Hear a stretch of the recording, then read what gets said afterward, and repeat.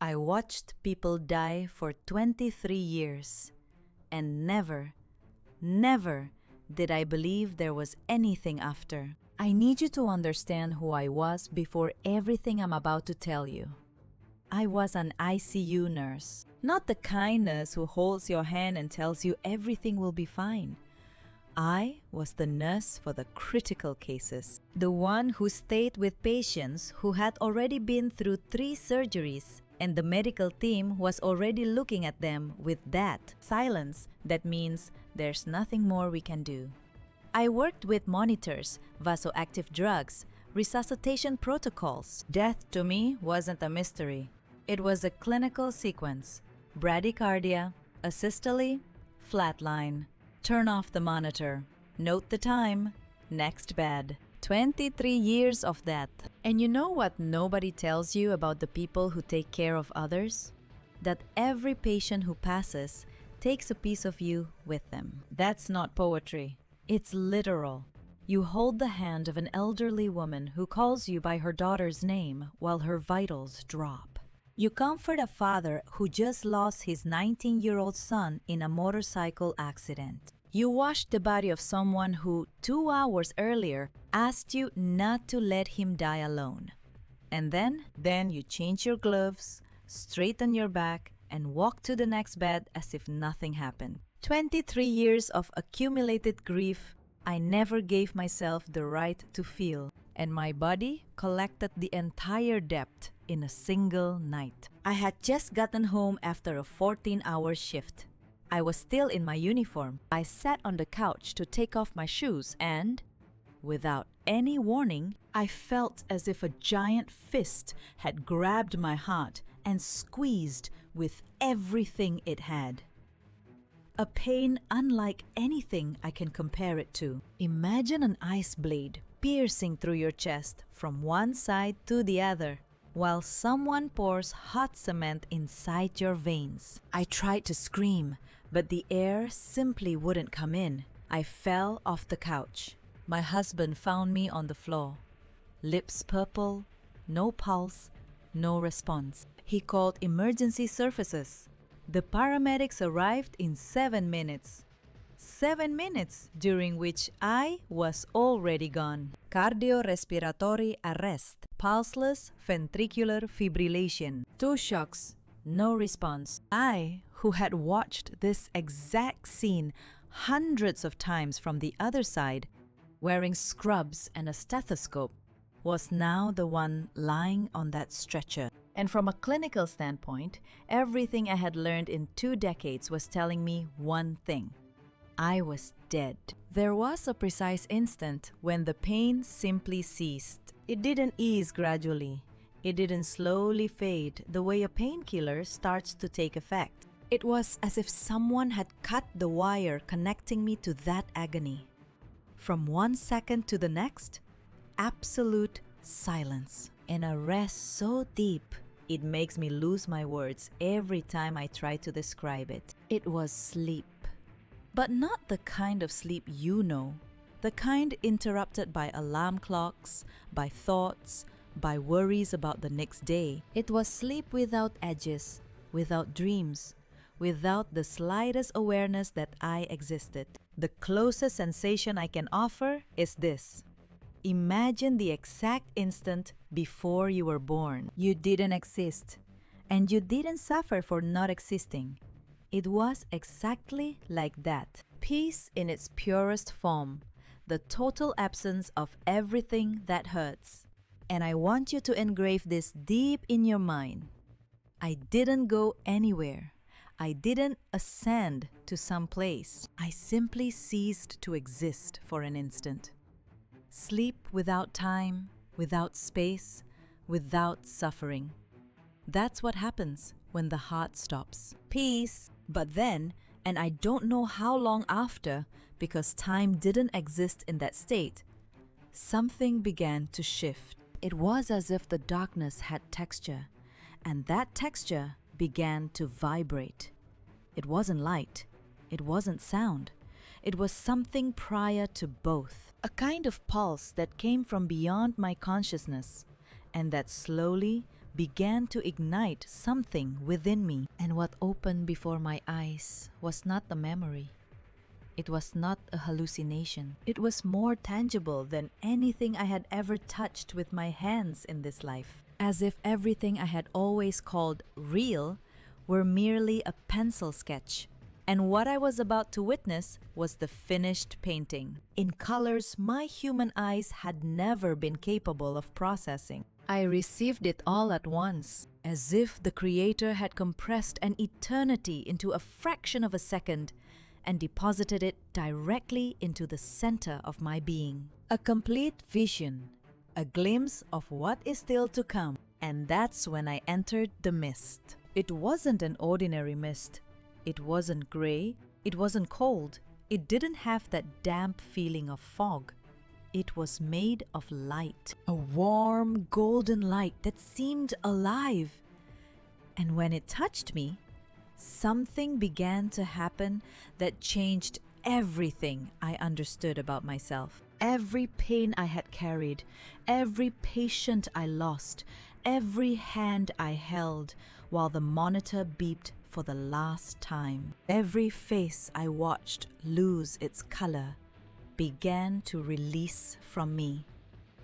I felt it, physically, as if layers of an invisible weight were being lifted from my shoulders, my chest, my back. 23 years of accumulated grief being washed away like rust under running water. It wasn't me forgetting. I remembered every single one of them, but the pain that came attached to the memory simply wasn't there anymore. In its place remained something I can only describe as clean gratitude. Gratitude for having been present, for having held those hands, for having been the last human face many of them ever saw. And there, in that mist of restoration, I saw something that made me stop breathing, if I was breathing at all. I saw a web, an infinite network of luminous threads stretching in every direction without beginning or end. And every point of connection in that web was glowing, some with greater intensity, others with a soft glow, but all luminous. And I understood. Not because someone explained it, but because the understanding simply passed through me, that each point of light was an act of compassion. Every time I held a hand with care, every time I adjusted a pillow so someone could sleep with less pain, every time I whispered, "I'm here," to a patient who could no longer open their eyes, all of it had lit a star in that web. Every small gesture, which I thought was insignificant, routine, just part of the job, was shining there as if it were the most important thing in the universe. And I wept. I wept in a way I had never wept before, because I spent 23 years believing I was failing, believing that the patients I lost were proof of my inadequacy. And there, in that web, I could see that it was never about saving. It was about being present. It was about the touch. And then the mist parted completely, and I saw what lay beyond, the earth. But not the earth I knew, exhausted, grey, scarred by neglect. It was the same earth, only restored, as if someone had returned to the planet every color that time had stolen. The green was so vivid it seemed to pulse. The sky had a depth I have no vocabulary to describe, as if layers of blue and gold were blending into a gradient that no painter could ever reproduce. The air entered the lungs as if it were made of something beyond oxygen. Every breath was like drinking a glass of ice-cold water on a 100-degree day. And the animals. I need to talk about the animals. Dogs of every size were running through open fields, tongues out with that look of pure happiness that only a dog can have. They approached people, all people, without fear, without leashes, without fences. They pressed their noses into outstretched hands, lay at the feet of anyone who sat on the grass, and seemed to radiate a silent joy that was contagious to everyone around them. Horses galloped freely on the horizon with an elegance that made me forget I was crying. Birds in colors I had never seen, and I thought I knew every color, landed on shoulders, arms, and heads as if it were the most natural thing in the world. Every animal there existed in harmony with every human being, without fear, without pain.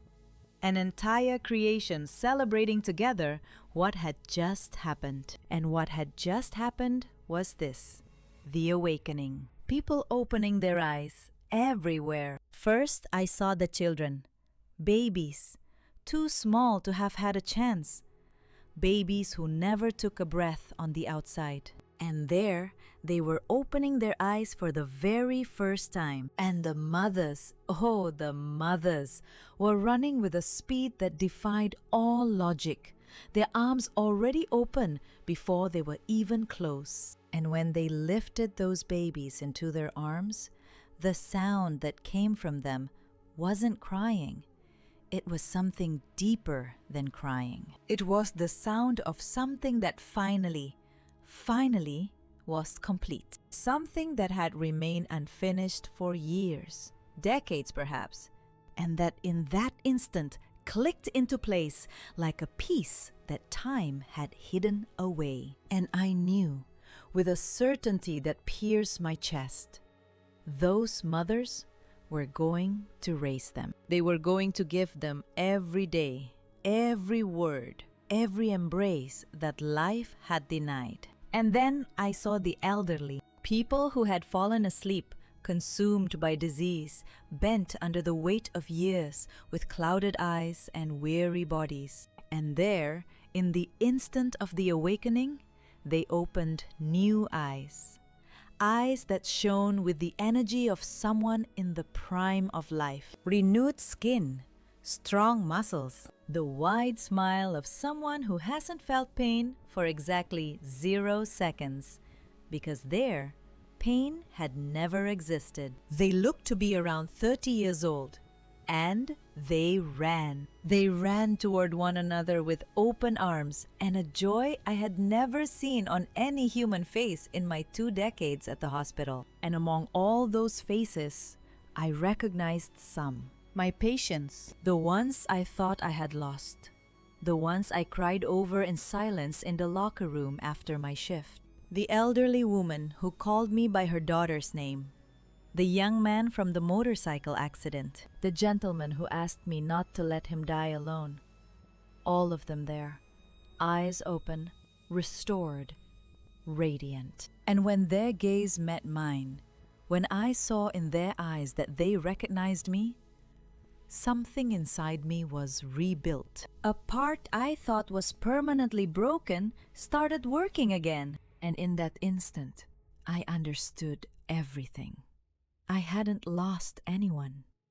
They had been sleeping, asleep without consciousness, without time, without pain. And the very next instant after their eyes closed, the very next instant was exactly what I was seeing. For them, not a single second had passed. For them, the pain of the hospital bed and the glory of that renewed field were separated by nothing more than the blink of an eye. And that's when the vision confronted me. Because in the middle of all that beauty, all that restoration, I saw my own life with a clarity that cut me open. I was the woman who took care of everyone, the dedicated nurse, the exemplary professional. And on the outside, death seemed noble. But on the inside, and that vision allowed no lies, I saw that I had turned caregiving into armor. I took care of others so I wouldn't have to look at myself. Every extra shift was an excuse not to sit down and ask,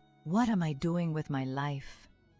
Every hour at the hospital was one fewer hour facing the emptiness I felt whenever I was silent. I had turned work into my God. My scrubs were my temple. And while I piled up hour after hour saving other people's lives, I neglected my husband, who ate dinner alone every night. I neglected my children, who learned not to wait for me. I neglected myself so profoundly that my own heart decided to stop, just to force me to pay attention. And then I heard it, not with my ears, with something older than ears. A voice that wasn't sound, but direct understanding. You called me Lord, but you never let me be the Lord of your life. It wasn't said as an accusation. It was said like someone opening a wound so they can clean it. And the truth of that sentence dismantled me, because I realized I knew the idea of the Creator, but I had never surrendered to the pursuit of truly knowing Him. I used service as a substitute for faith. And there, in the face of the grandeur of what was prepared for the future, I understood that these years we live are not the show. They are the backstage, the preparation. And what truly matters in that preparation isn't how many lives you save or how many hours you work. It's the sincerity with which you seek the Creator. It's every act of love you offer, expecting nothing in return. It's the hug you give your child when you get home, even when you're exhausted. It's the look of true presence you give your partner before you fall asleep. Every small act of genuine love weighs more than any professional achievement. Every moment of sincere devotion is worth more than an entire career of applause. And then, without warning, the vision began to recede. It didn't go dark all at once. It was as if a silk curtain were being slowly drawn between me and everything I had just witnessed. And I felt, with an urgency that tore through me, that this glimpse was ending, that it was a gift, not the final destination. That I couldn't stay yet. There was something I needed to do back there. People who needed to hear. A life that needed to be lived in a completely different way. And the return was brutal. It was like being thrown from a warm pool into a freezer. The weight of the body came back all at once. Every bone, every muscle, every inch of pain. The cold of the emergency room hit my skin like a wall of ice. I heard distorted sounds, the beeping of monitors, rapid, tense voices, the friction of rubber gloves. Everything seemed aggressive, disproportionately loud, as if someone had turned the volume of the world to maximum. I opened my eyes. Fluorescent lights, white ceiling, the face of a colleague. I recognized him, a doctor from the same ward, leaning over me with that expression I myself had worn so many times. The expression of someone who didn't expect the patient to come back. And the first thing I did was laugh. Not a hysterical laugh, not a nervous laugh, a clean laugh. Calm. The laugh of someone who had just seen something so beautiful that the pain of returning, as bad as it was, couldn't erase it. The doctor looked at the nurses.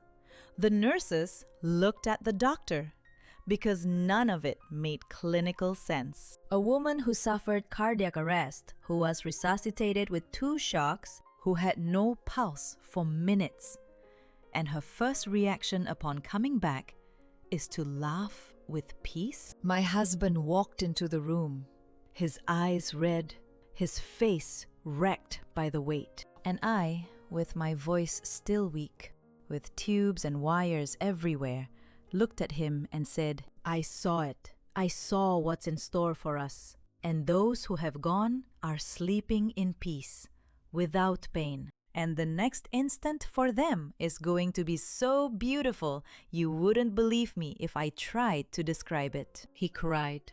He didn't understand, but he felt it. And he held my hand so tightly that I knew he felt it. Now I need to speak directly to you. If you're carrying the weight of someone who is gone, if there's a name you can't say without your throat closing, if there's an empty chair at your table you avoid looking at, if there's a song you change every time it plays because the pain is too much, I need you to hear this with your whole heart. For them, the pain is over at the exact instant their eyes closed. Everything, the illness, the fear, the exhaustion, the suffering, vanished as if it had never existed. They are in a deep rest, without consciousness, without anguish, without the slightest perception of the time that is passing. And the next instant they will experience, the very next second of awareness they will have, is exactly that glorious scene I saw. The awakening, the renewed earth, the restored body. Eyes open, arms running to embrace. I spent 23 years at the bedside of those who departed, and I never knew how to offer more than professional silence. Now, from the other side, I know what that silence was hiding. A promise. A promise so immense that the human mind doesn't have the capacity to fabricate it. And if you ask me what I learned, what that glimpse permanently engraved into my soul, it's this. The most important thing you can do with the time you have here is not to be the best professional, not to accumulate achievements, not to sacrifice yourself until your body gives up. It's to seek the Creator with honesty. It's to dedicate time to understanding what He expects of you. It's not about what sign is on the door of the place where you pray. It's about a daily, imperfect, sincere pursuit of the one who prepared all of this, to the point where He rewards you with the chance to be, once again, in the arms of those you love. I was the last person who would tell you this. I was the healthcare professional who noted the time of death and moved on. And now I'm here telling you, there's more. There's so much more. And it's more beautiful, more real, and more urgent than anything you've ever imagined. Now I ask you, and I truly want to read your answer in the comments. If you could choose a single face to see with open eyes on the day of the awakening, who would it be? Think of that person now. Imagine them opening their eyes, restored, without pain, with the most beautiful smile you've ever seen on that face, running toward you. That moment is reserved, and no one can take it from you.